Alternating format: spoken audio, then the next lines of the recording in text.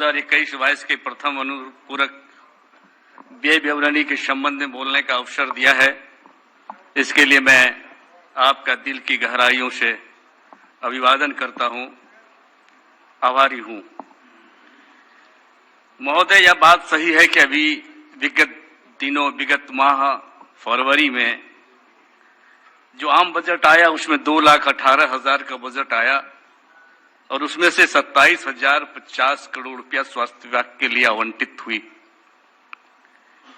किंतु मुझको यह हैरत होती है कि अभी इतने कम समय में ही स्वास्थ्य विभाग के लिए 3,673 करोड़ राशि की मांग की गई है। मुझे तो आश्चर्य होता है कि इतने कम समय में स्वास्थ्य विभाग को इस मांग रखने का क्या औचित्य पड़ा। अध्यक्ष महोदय, बहुत ही विकट परिस्थितियों से यह बिहार अभी हाल में गुजरा है।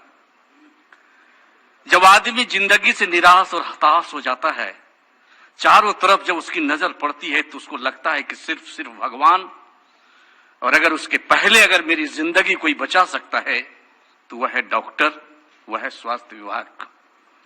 लेकिन विगत दिनों जो स्थितियां बिहार के लोगों ने देखा है, तड़प तड़प के मरते हुए देखा है, चिल्लाते चिल्लाते मरते हुए देखा है, यह स्वास्थ्य विभाग की चर्चा जब होती है तो रूह कांप उठती है, आत्मा व्यग्र हो उठती है। मैं भी खुद भुक्तभोगी हूं और मैंने देखा है कि किस तरह से लोग चिल्ला चिल्ला करके अपनी जान गवा बैठे हैं। और इतना ही नहीं, पता नहीं कहां से मंत्री महोदय को यह बयान देने का अवसर मिला कि कोरोना में, कोविड में कोई भी आदमी ऑक्सीजन के बगैर नहीं मरा। मैंने देखा है।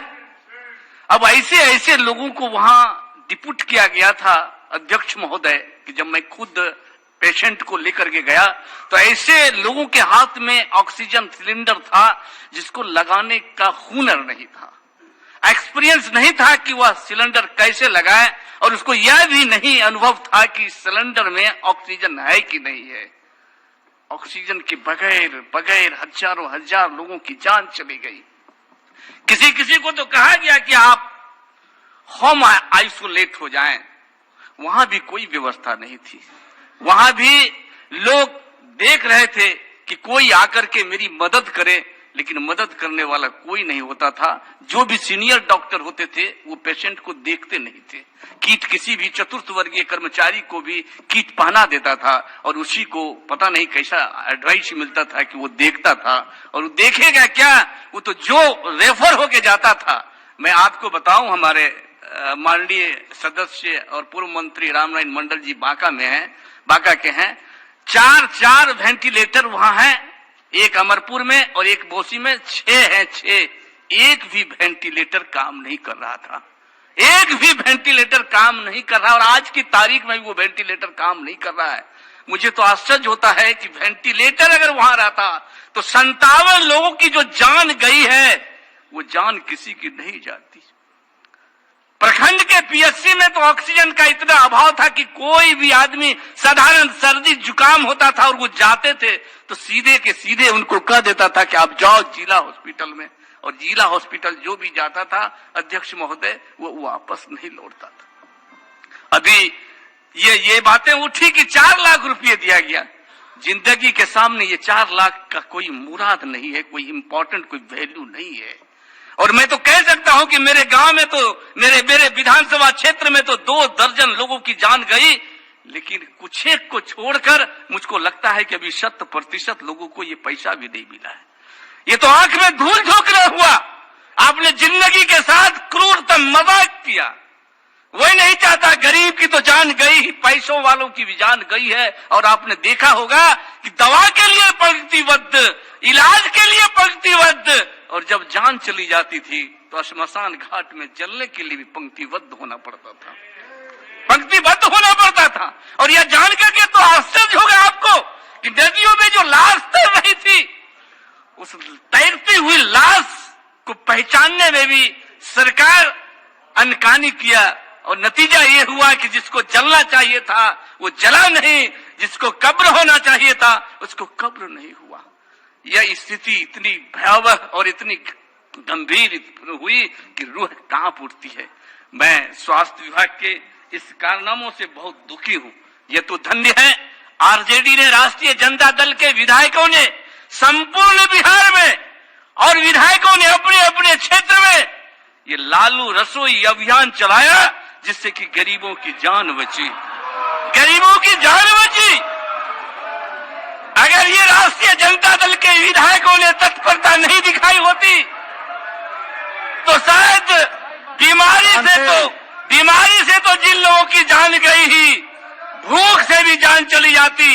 इसलिए मैं तो धन्यवाद देना चाहता हूं राष्ट्रीय जनता दल के राष्ट्रीय अध्यक्ष, जिनके निर्देश पर बिहार के हर क्षेत्रों में राष्ट्रीय जनता दल के विधायकों ने खाने की व्यवस्था की, दवा की व्यवस्था की, सैनिटाइजर की व्यवस्था की और उचित इलाज की व्यवस्था की। इसलिए तो धन्यवाद के पात्र हैं। मैं कहना चाहता हूं आदरणीय,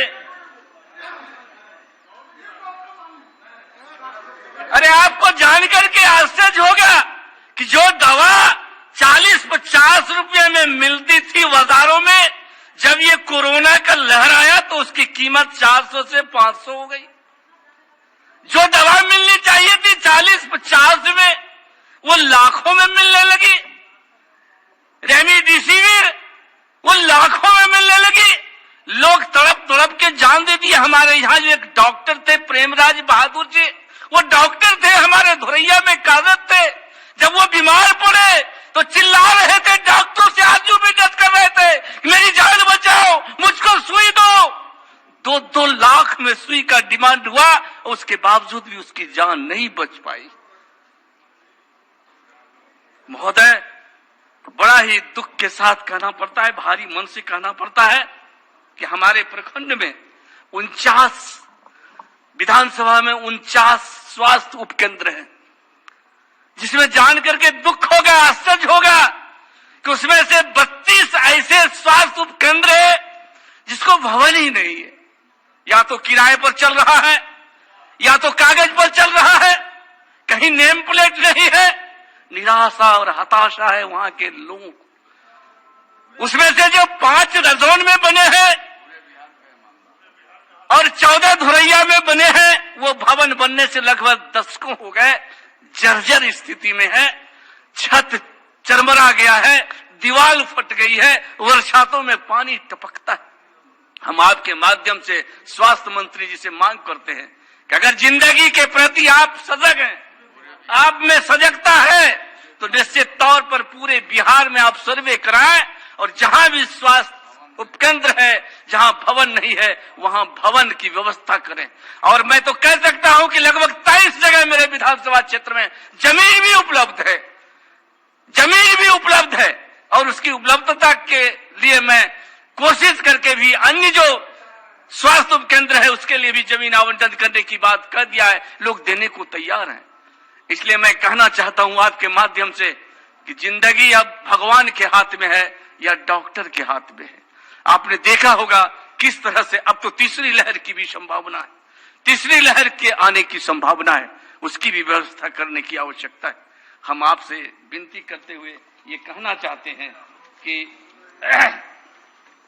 कुछ एक लोग सरकार की तरफ से आंकड़े दिए गए, ये 4 लाख रुपए की घोषणा से मैं खुश नहीं हूं।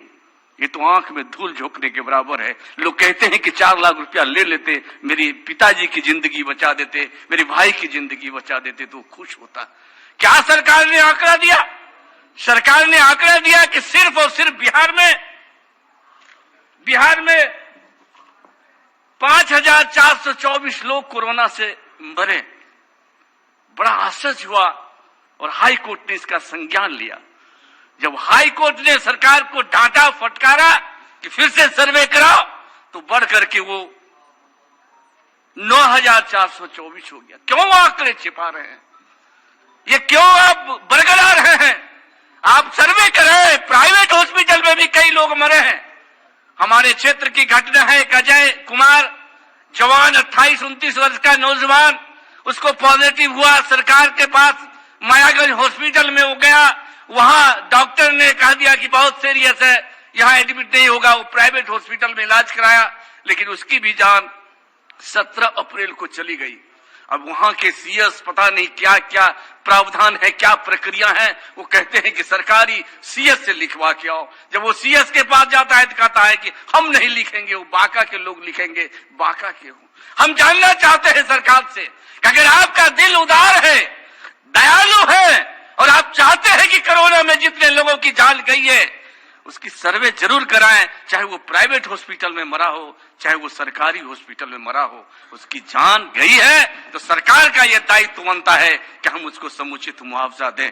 और मैं आपने जो कुछ मुझको समय दिया है, इसके लिए मैं आपके प्रति आभार व्यक्त करते हुए अपनी वाणी को। श्रीमती संगीता कुमारी।